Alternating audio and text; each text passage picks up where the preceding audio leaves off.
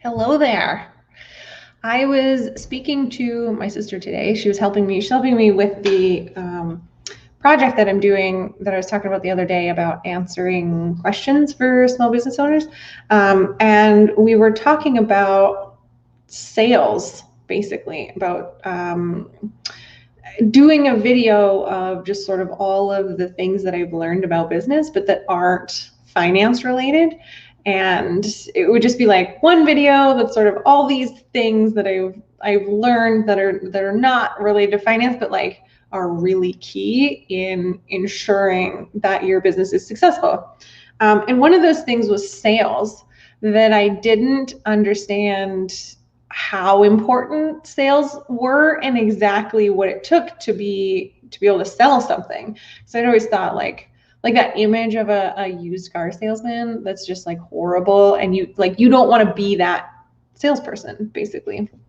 So it took a while for me to learn sales, how to be on a sales call. And one of the things that makes it easier, I think it makes it easier, is having my prices on my website. So I want to chat with you about the pros and cons of doing this, because I know a lot of people, like, it's sort of a divided thought on this. There's no consensus about whether or not you should put your prices on your website. Now, accountants specifically tend to not. Like, we don't like to do that because a lot of times the answer of what's the price is it depends.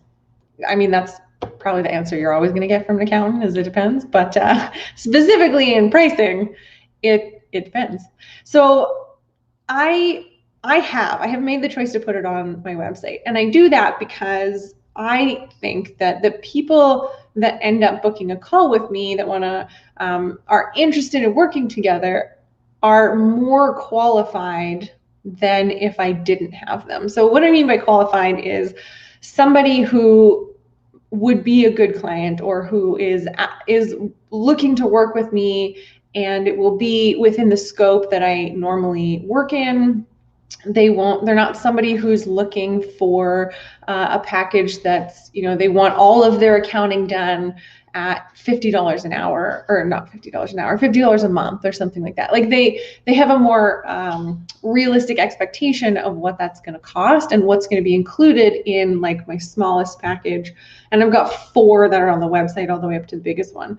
And so I don't get people on the phone where I have to then, like, I tell them the price at the end, and it's sort of a shock to them, and they think that it's way out of their price range kind of thing.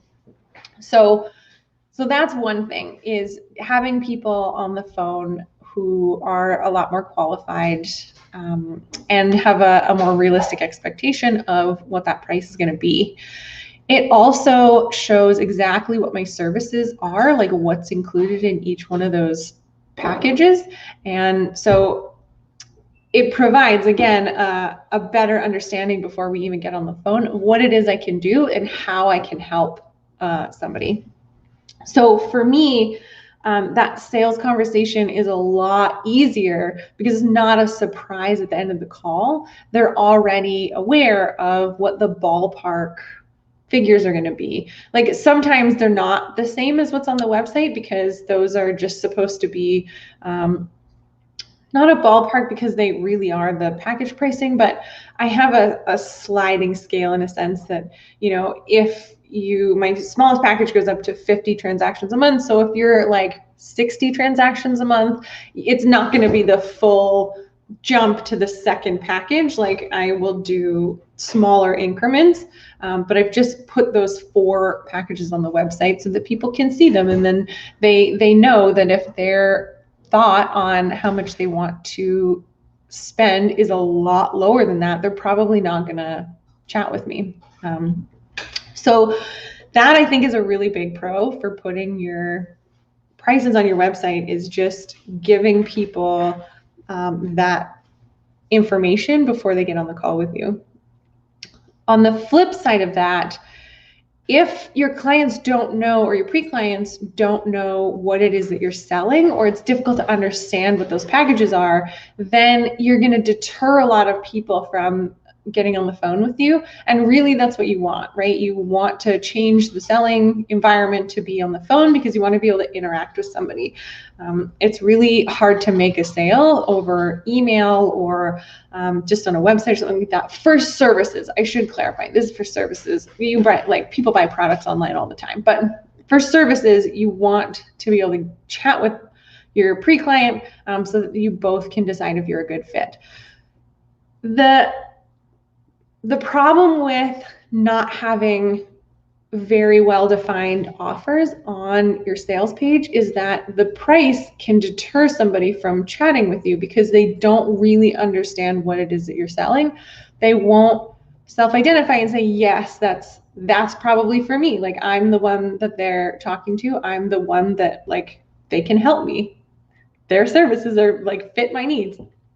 So if you're going to put your price on your website, even if you're not, I recommend having a very clear offer on your website so that people know what problem it is that you solve. So I have I don't think it's technically long form sales page, but I wrote a good amount on the sales page to describe the problem that I solve and then what those packages are specifically. Like, here's what's included in all of those packages. And I think that's really important if you're gonna, even if you don't put your prices on, but especially if you do, because you don't want people to think, oh, this isn't for me, before they even get a chance to chat with you. So I think it depends, but I do think that it's worth it to put your prices on your website. Because it really does ballpark it for people. If their expectations are close, like maybe somebody comes in and they're maybe like 25% lower than my lowest package, like that was their ballpark, then like maybe there's some negotiation and maybe you end up talking to that person anyways. But if they have no idea, then you're less likely to be able to talk to them. This is sort of part of a bigger strategy, right? You want people to get to know you and like your social media and your content marketing and like all of these things. It's a much bigger picture that we're talking about here. But in terms of just whether or not to put your prices on your website, pro, ballparks the price for people, gives them an idea of what your services cost.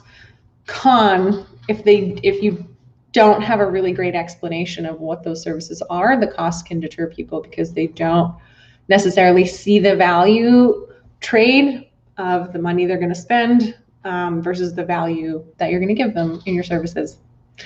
If you have any questions about that, definitely leave them in the comments for me. I love talking about this stuff now. About a year ago, I would not have said that, but now I love getting on a sales call because ultimately I end up solving problems for people. Usually the very beginning of a sales call is me just answering all of the questions that the potential client has, and then we can design a package for them. They already have an idea of what the price is going to be, so it's not a shock, and we're both on the same page.